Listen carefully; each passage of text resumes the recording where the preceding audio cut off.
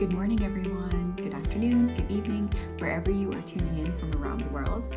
Welcome back to the podcast. So today I am talking about how we are defining our lives. What words, what energy are we bringing to talking about how we're living, how we're showing up, what our day-to-day looks like. So when someone asks you, how is life?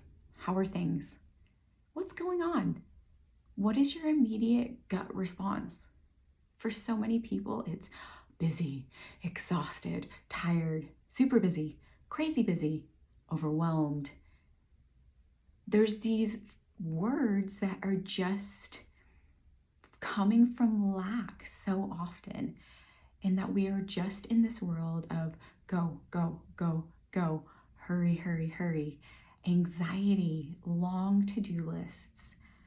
And it's not that we're living lives that are just meaningless, right? We've got so many beautiful things in our lives when we stop to really look at it, when we stop to have gratitude around it.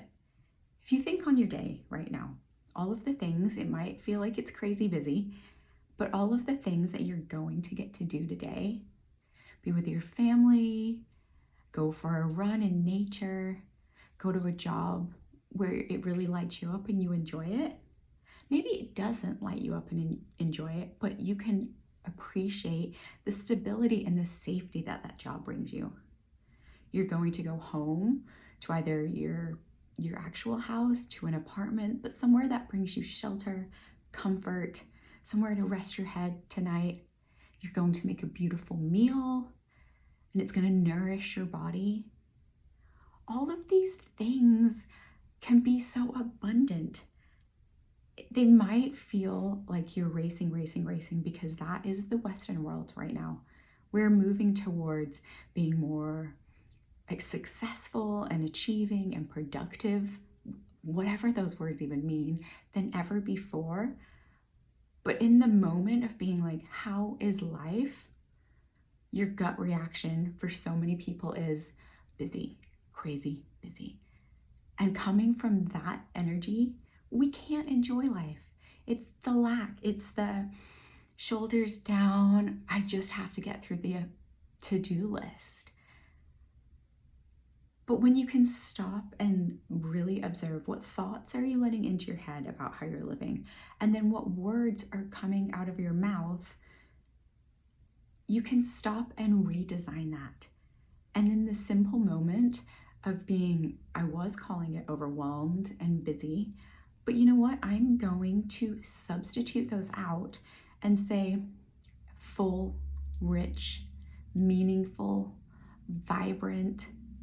I started to do this, probably a decade ago. I used to say busy all the time. And I just caught myself one day and it was like, busy. I am enjoying the things that I'm doing, but busyness puts such a negative connotation and it brings negative energy into my body when I say it. So I substituted it out for full and rich, full, rich and fast, full, rich and meaningful, full, rich and vibrant. And suddenly I can have this gratitude for all of the things in my life. Even though there is a lot, and that's a whole topic for another day of how much we've got going on in our Western lives, in our lives in general, with so much technology and all of the things. But for now, in the moment, how are you defining it with literally the words? And if you can switch those to full and rich, meaningful, vibrant, peaceful, however works for you, whatever your words are, you can suddenly feel this energy lift. Feel your jaw release. Feel your heart open simply by the words that are coming out of your mouth, because those are energy too, right? They're coming from your throat chakra as you're expressing it positively or negatively, and they radiate an energy with it. So if you can bring words about your life and about everything that you talk about with a positivity, with a positive, radiant, high frequency energy, you're putting that out into the universe, you're communicating that through your body, and then you attract that kind of energy back. So when you're living in this, my life is crazy busy because that's how you're defining it for yourself, that's the feeling it's going to have: restricted, tight, anxious. But if you can change just simply those words, and I say simply the words, but by changing the words, that is the trigger to then change the thoughts in your head. It gives you a moment to sit back and reflect on, what am I filling my time with? Is it something worthy of being described as meaningful, intentional, rich?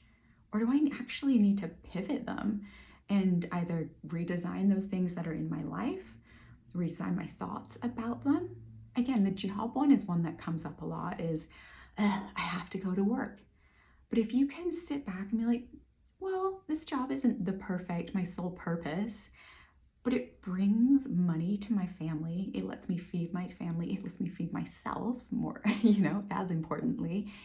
It puts a roof over my head. It gives me stability. It gives me the freedom to do my side hobbies or my passions. Suddenly you can change the energy around even a job that you don't fully enjoy, but you can see why it is in your life. And you can suddenly start to describe it as full and rich and meaningful. So you can, once you start to have those ahas, it is a gateway to reflecting on, what is in my life? What is taking all my time? Why do I feel like I'm hurrying through life?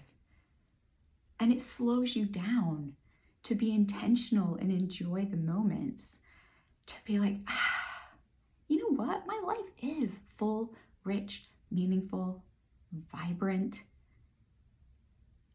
with that simple twist of the words.